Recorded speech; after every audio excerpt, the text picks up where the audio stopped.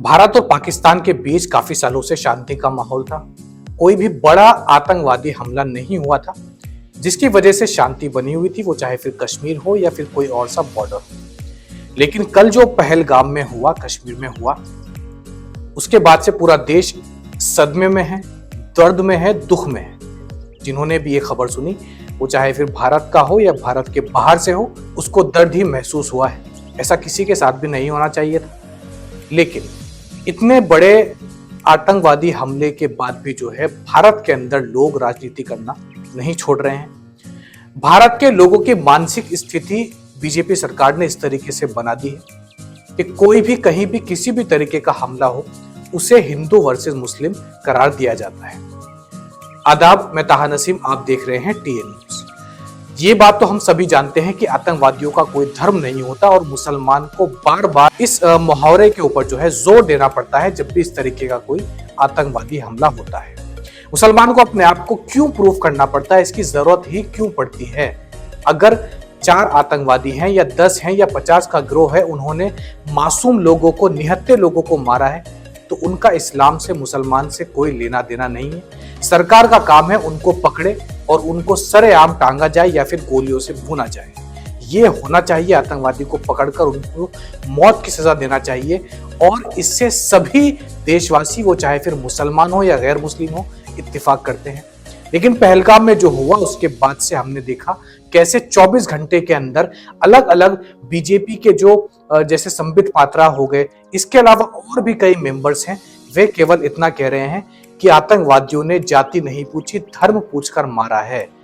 इसका सीधा मतलब यह है कि वो मुसलमानों को टारगेट कर रहे हैं और हिंदुओं को, भारत के हिंदुओं को उकसा रहे हैं कि किस तरीके से आप खतरे में हैं, जो इनका स्लोगन चलता आ रहा है। जुलाई 2023 में आपको लेके चलता हूं, ज्यादा पीछे नहीं हम लोग जाएंगे, केवल 2 साल पहले की बात है। चेतन सिंह नाम का एक आरपीएफ कांस्टेबल, जिसने चलती ट्रेन में अपने एक को-वर्कर और 3 लोगों का मर्डर किया था, उन पर गोली चलाई थी उनका नाम पूछकर। ये तस्वीर आप अपनी स्क्रीन पर देख रहे हैं, आप इसको नहीं भूले होंगे। इसका जो है बाकायदा वीडियो भी आया था, किस तरीके से चेतन सिंह ने एक ट्रेन के अंदर 3 मुसलमानों को पहले धमकी दी कि अगर आपको भारत के अंदर रहना है तो आपको योगी और मोदी को ही वोट देना होगा, उनको ही सपोर्ट करना होगा, इनके अलावा भारत में दूसरा कोई नेता नहीं आ सकता। इसके बाद उनकी दाढ़ी थी, जिससे उनकी पहचान हुई कि वे मुसलमान हैं, और जब इस बात की पुष्टि हुई कि वे मुसलमान हैं, उसको गोलियों से भून दिया गया।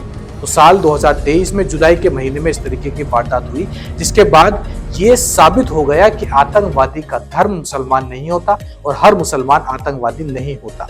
आतंकवादियों का किसी भी धर्म से कोई लेना देना ही नहीं है।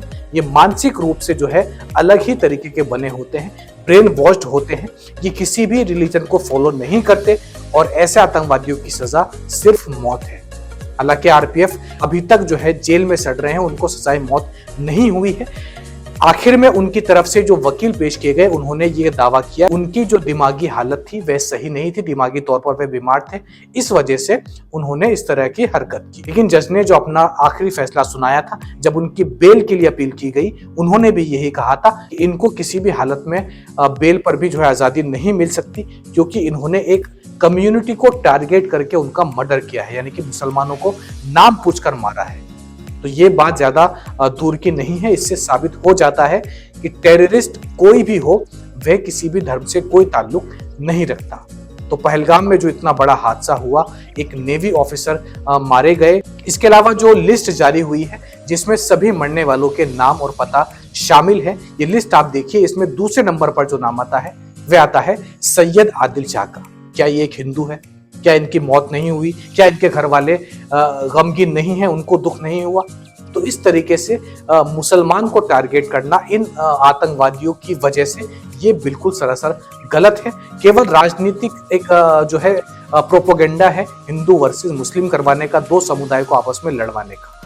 तो इस तरीके से कोई भी पोस्ट आप शेयर ना करें जो कि भारत के हिंदुओं को या फिर भारत के यूथ को टारगेट करती हैं और मुसलमानों के खिलाफ भड़काती हैं।